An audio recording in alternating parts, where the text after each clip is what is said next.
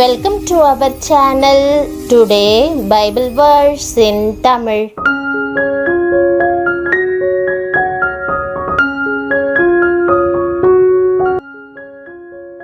இன்றைய வசனம் நீதிமொழிகள் 14ஆம் அதிகாரம் 11ஆம் வசனம்.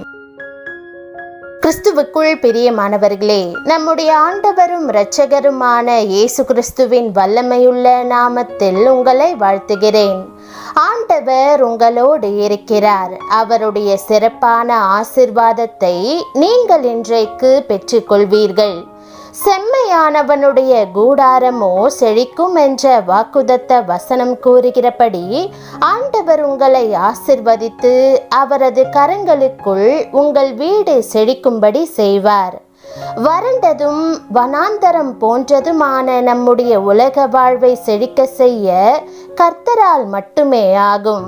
இந்த ஆசிர்வாதத்தை பெற்றுக்கொள்ள நாம் ஆண்டவருக்கு பயந்து அவர் வழிகளில் தவறாமல் நடக்கும் பொழுது அவர் கண்களில் தயவை பெற்றுக்கொள்ளலாம். அவர் நம்மோடு கூட வந்து தங்கி இருப்பார். நமக்காக யாவற்றையும் அழகாய் செய்து முடிப்பார். அதே நேரம் துன்மார்க்கர் அழகான வீடுகளையும் அலங்காரமான செழிப்புள்ள வாழ்க்கையையும் அனுபவிப்பது போல வெளியில் காட்சியளிப்பர்.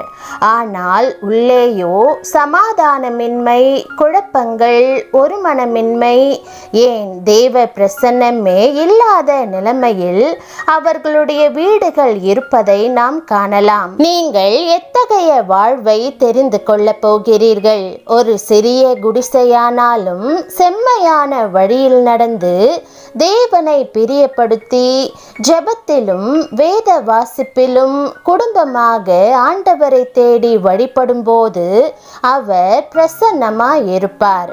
செழிப்பை கட்டளையிடுவார். உள்ளம் நொறுங்கி போகும் தருணத்தில் இருந்த யவீரு என்ற மனுஷனை குறித்து வேதாகமத்தில் வாசிக்கிறோம். அவனது மகள் மரண தருவாயில் இருந்தாள். அந்த தவிப்பின் மத்தியில் அவன் இயேசுவை தன் வீட்டுக்கு வரும்படி அழைத்தான்.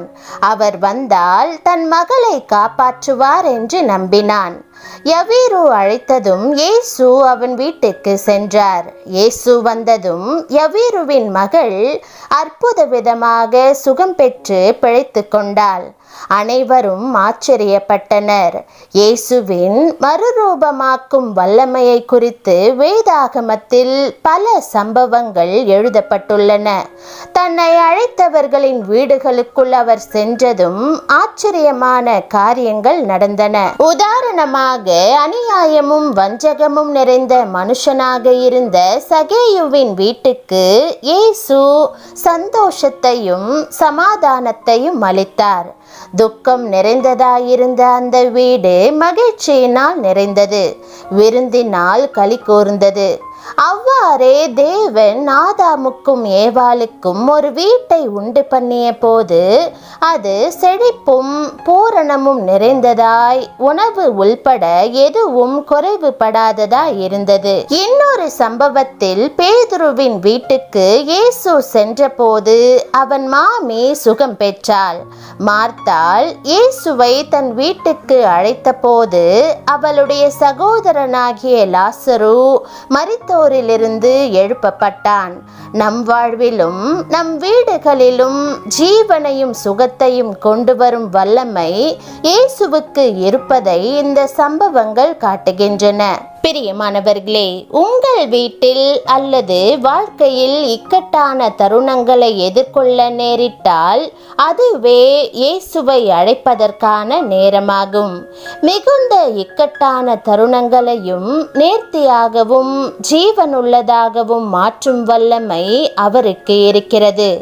நீங்கள் இயேசுவை உங்கள் வீட்டுக்கு அழைக்கும் போது அவருடைய மறுரூபப்படுத்தும் வல்லமையையும் அவருடைய பிரசன்னம் தரும் ஆசீர்வாதங்களையும் அனுபவித்து மகிழலாம். இனியும் காத்திருக்காமல் இன்றைக்கு உங்கள் வீட்டுக்கு இயேசுவை அழைத்திடுங்கள். நீங்கள் எதிர்பார்த்ததற்கும் மேலாக உங்கள் வீடு செழிப்பதை பாருங்கள். ஒரு சமயம் கர்த்தருடைய ஊழியர் ஒருவரை பெரிய செல்வந்தர் ஒருவர் தன் வீட்டிற்கு அழைத்து சென்றார். ஒவ்வொரு அறையாக அவருக்கு காண்பித்தார். இந்த அறையில் என்னவெல்லாம் வசதிகள் பாருங்கள்.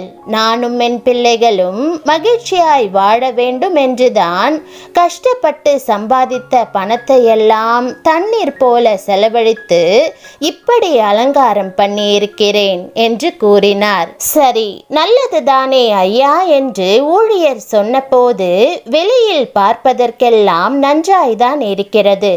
ஆனால் எங்கள் குடும்பத்திலே கொஞ்சமும் சமாதானம் கிடையாது. என் பிள்ளைகள் என்னையோ என் மனைவியையோ கூட இருந்து அன்பு காண்பித்து கவனிக்க மனமின்றி ஆளுக்கொரு திசையில் அயல் நாட்டினரை திருமணம் செய்து கொண்டு சென்று விட்டனர்.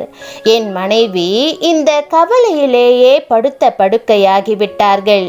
இத்தனை செழிப்பு இருந்தும் சமாதானம் சந்தோஷமில்லையே, எங்களுக்காக ஜெபிக்க மாட்டீர்களா என்று கண்ணீரோடு கேட்டார். இது எத்தனை பரிதாபமாய் இருக்கிறது பாருங்கள். அதே சமயம் வேறொரு குடும்பத்தினர் ஒரு சிறு குடிலில் தங்கியிருந்தாலும் அவர்கள் ஒருவர் மீது ஒருவர் பாரம் கொண்டவர்களாகவும் அன்பு செலுத்தி கர்த்தரோடு இணைந்து ஒரு மனதோடு வாழ்ந்து வந்தனர்.